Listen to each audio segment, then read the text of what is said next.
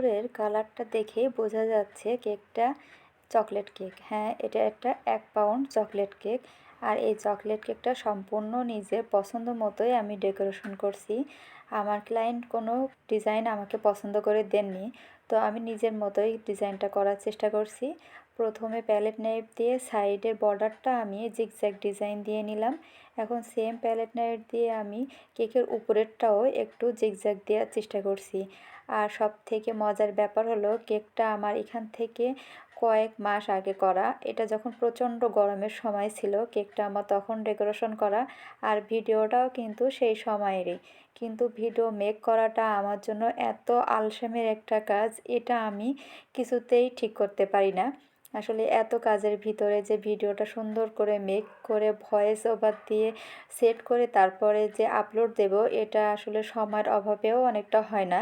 একে তো আমি একটু আলসে আছি, তার উপরে সময়ের অনেক সমস্যা আমার। প্রত্যেকটা কাজ কমপ্লিট করে যে ভিডিওগুলো নিয়ে আবার সুন্দর করে ভয়েস ওভার দিয়ে মেক করে সেটা যে আবার আপলোড দেব, এতটা সময় আসলে হয়ে ওঠে না। এই কারণে পেজের খুবই খারাপ অবস্থা, পেজের রিচ পুরো ডাউন। তো ভাবছি এখন প্রতিদিনই টুকটাক ভিডিও দেওয়া লাগবে, তা না হলে রিচ বাড়ছে না। আর আমার পেজটার অবস্থাও দিন দিন খারাপ হয়ে যাচ্ছে। কাজ কোনটা করি কোনটা বাদ দেই, আসলে সংসারে পুরো কাজগুলো একা হাতে সামলানো, অঙ্কনের পড়াশোনার দিকে খেয়াল করা, তারপরে আবার নিজের ছোট্ট একটা বিজনেস, এটা সব কিছু হ্যান্ডেল করে আবার এই যে ভিডিও মেক করে দেওয়াটা আমার জন্য আসলে অনেক টাফ হয়ে যাচ্ছে। তারপরও কিছু করার নেই, কাজ যেহেতু কাজের মতোই গুরুত্ব দিয়েই করা উচিত। আর আমি এই ছোট্ট চেরি ফুলগুলো দিচ্ছি 104 নম্বর নজেল দিয়ে। ছোট্ট ছোট্ট এই চেরি ফুলগুলো দেওয়ার জন্য 104 বা 101 নাম্বার নজেলগুলো কিন্তু সবথেকে ভালো।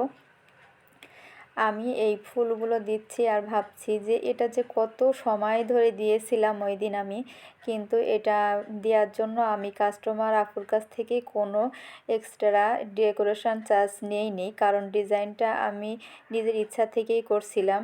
অনেক দিন আগে আমার মনে হয়েছিল যে এমন একটা চকলেট কেক আমি ডেকোরেশন করব।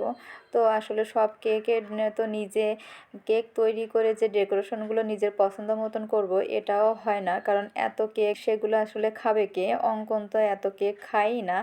আর আমার মনে হয় যে মাঝে মাঝে নিজের পছন্দগুলো অ্যাপ্লাই করার জন্য যে কাস্টমার আপুরা কোনো ডিজাইন দেয় না, তাদেরগুলোর উপরে অ্যাপ্লাই করা ভালো।